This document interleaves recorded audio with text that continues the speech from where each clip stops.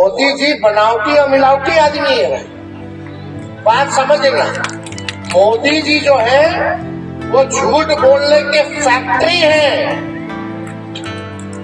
मोदी जी जो है झूठ बोलने के मैन्युफैक्चरर है। मोदी जी जो है झूठ बोलने के होलसेलर है। व्यक्ति के कृतित्व में और व्यक्तित्व में अंतर उनके आचरण से होता है। राम मंदिर, राम मंदिर, राम मंदिर, पाकिस्तान, कश्मीर, हिंदू, मुसलमान गलत काम करते रहेंगे, पाप करते रहेंगे और राम राम जपते रहेंगे तो राम आपको कृपा नहीं करेंगे। और आचरण ही परिलक्षित करता है कि व्यक्ति बोलता क्या है और व्यक्ति है भी क्या। अभी भूख लगेगा तो मंदिर जाइएगा, वहाँ तो गाने देना पड़ता। जब मोदी जी को नहीं पता होता था छठ क्या है तो तब से बड़ी माफ करते थे, तो हम लोगों को क्या पाठ पढ़ाएंगे। हजारों लाखों करोड़ रुपया अगर अयोध्या में खर्च हो रहा है तो उससे कितने लोगों की शिक्षा हो जाती। गए थे पिता पुत्र मिल करके बम्बई बैठक में, राजनीतिक बैठक थी कोई, वहाँ सिद्धि विनायक का दर्शन करने गए थे। अभी तिरुपति का दर्शन करने गए थे। छठ पूजा में किस तरह से भाव विभोर होकर के वो उनका पूजा करते हैं। मोदी जी इस हिसाब से उपकार करे कि राम जी को मोदी जी का जरूरत है, भगवान राम तो मोदी जी का जरूरत है। भगवान राम चाहते तो अपना नहीं बनवा लेंगे, हर जगह महल नहीं बनवा लेंगे, लेकिन मोदी जी इस हिसाब से दिखा रहे कि राम भगवान को घर दे दे।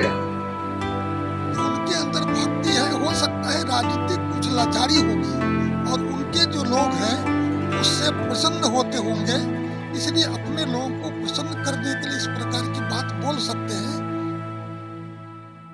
अयोध्या में श्री राम जन्मभूमि जहां पर प्रभु श्री राम का जन्म हुआ था, वहां एक भव्य मंदिर का निर्माण हो चुका है।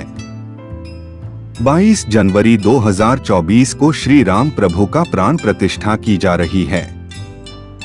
इस मंदिर के नींव में पहले ईंट रखने वाले बिहार में सुपौल जिला के कमरेल गांव में रहने वाले कामेश्वर चौपाल जी हैं। कामेश्वर चौपाल जी पूरा जीवन श्री राम जी को समर्पित कर दिया है और अब वह राम जन्मभूमि न्यास बोर्ड में बिहार की ओर से एकमात्र सदस्य भी हैं। कामेश्वर चौपाल जी बिहार के विभिन्न जगहों पर घूम घूम कर प्रभु श्री राम के होने वाले प्राण प्रतिष्ठा का आमंत्रण दे रहे हैं। चल रही है कि हम 22 तारीख को भगवान का जो प्राण प्रतिष्ठा होगा उसमें 10 करोड़ परिवार को हम लोगों की ओर से निमंत्रण जा रहा है। 22 तारीख को जो कार्यक्रम है वो प्राण प्रतिष्ठा का है। उसमें संतों को बुलाया गया है, आचार्यों को बुलाया गया है, कुछ यजमान भी उसमें रहेंगे और देश के अंदर व्यक्तिगत गुणों के कारण जिन्होंने देश का मान सम्मान और स्वाभिमान बढ़ाया है, ऐसे कुछ महापुरुषों को बुलाया गया है। और जब कार्यक्रम संपन्न हो जाएगा 22 को, उसके बाद हम देश के लोगों को दर्शन के लिए बुला रहे हैं और जिन्होंने मुझे साथ दिया था उनको भी, और हमारे कार्यकर्ता को भी लोग कहते थे कि मंदिर भव्य बनाएंगे, तारीख नहीं बताएंगे। इसलिए घर घर घुस करके हम लोग बता रहे हैं कि मंदिर भी बन गया है, तारीख भी बता रहे हैं। आप चलिए अयोध्या प्रभु राम को उस भव्य और दिव्य मंदिर में विराजमान हो करके आपके संकल्प के कारण से जो सिद्धि हुई है उसका दर्शन करिए और अपने संकल्प को पूरा करिए। यही कहने के लिए हम लोग निमंत्रण दे रहे हैं। और यह जो विषय बार बार मुख्यमंत्री जी का उठता है, मैंने पहले बताया कि 22 के कार्यक्रम शुद्ध करके अनुष्ठान का कार्यक्रम है। उसमें आचार्य, संत और कुछ ऐसे गण्यमान्य लोग बुलाए गए हैं, वीआईपी नहीं बुलाए गए हैं, जिनका सुरक्षा से संबंध है। अब सुरक्षा के कारणों से अयोध्या में अब उनको छोटा कस्बा है, संभाल नहीं सकते, लेकिन हम जब सबको दे रहे हैं तो हमारे पर संदेह नहीं होना चाहिए। हम तो जिनके साथ बरसों लड़े केस कोर्ट में, ऐसे इकबाल अंसारी को भी जाकर के निमंत्रण दिए है कि आप भी आइए। तो जब हम जिनसे लड़े, बरसों लड़े, उनको दे सकते हैं, तो हमारे लालू जी और नीतीश जी एक माननीय व्यक्ति हैं, उनका सम्मान है मेरे दिल में, उनको देंगे निमंत्रण।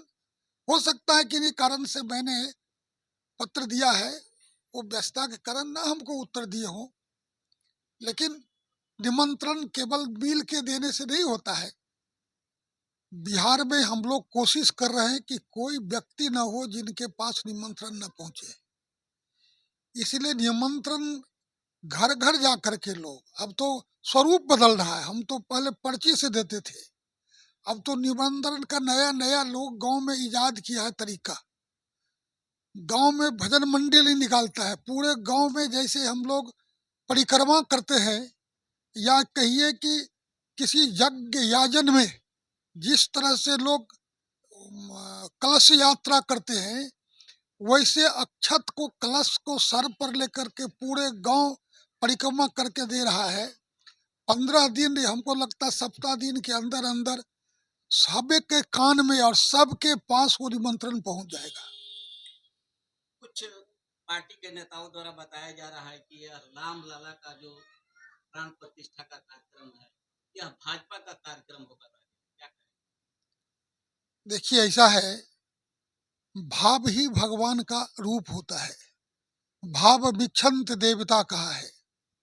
दो भाव के लोग हैं, एक ने राम के लिए अपने प्राण को उत्सर्ग कर दिया, एक ने राम के लिए सत्ता को त्याग कर दिया, एक ने राम के लिए हर एक चीज को छोड़कर उस पथ पर सारे संकट को गले लगाया। तो उनके भाव, और एक ऐसे लोग हैं जिनको आज भी विश्वास नहीं है कि राम है, और इसीलिए वो यहाँ से लेकर के सुप्रीम कोर्ट तक तर्क देते रहे कि राम मिथक है, राम हुआ ही नहीं है। तो जो इस प्रकार की भावना से है, उसमें मैं नहीं समझता हूँ कि हमारे कह देने से उसके अंदर ये भाव पैदा होगा, या उनके कुछ कह देने से हमारे मन में, हमारे श्रद्धा में कोई अंतर आ जाएगा। इसीलिए राजनीति करने वाले व्यक्ति के लिए तुलसीदास ने बहुत पहले कह दिया, जाकी रही भावना जैसी प्रभु मूरत देखई तिन तैसी। जिनकी जैसी भावना है, अयोध्या की लड़ाई को उसी रूप में लोग देख रहे हैं। व्यक्ति के कृतित्व में और व्यक्तित्व में अंतर उनके आचरण से होता है, और आचरण ही परिलक्षित करता है कि व्यक्ति बोलता क्या है और व्यक्ति है भी क्या। अभी गए थे पिता पुत्र मिल करके बम्बई बैठक में, राजनीतिक बैठक थी कोई, वहां सिद्धि विनायक का दर्शन करने गए थे। अभी तिरुपति का दर्शन करने गए थे। छठ पूजा में किस तरह से भाव विभोर हो करके वो उनका पूजा करते हैं। कल ही वक्तव्य दिए कि कल और हमारे यहाँ सुबह और शाम घर में ही मंदिर है, पूजा होती है। तो उनके अंदर भक्ति है। हो सकता है राजनीतिक कुछ लाचारी होगी और उनके जो लोग हैं उससे प्रसन्न होते होंगे, इसलिए अपने लोगों को प्रसन्न करने के लिए इस प्रकार की बात बोल सकते हैं, लेकिन अंतःकरण में राम है। इसीलिए मैं समझता हूँ कि उनकी बातों को बहुत महत्व देकर चर्चा करने की आवश्यकता नहीं है।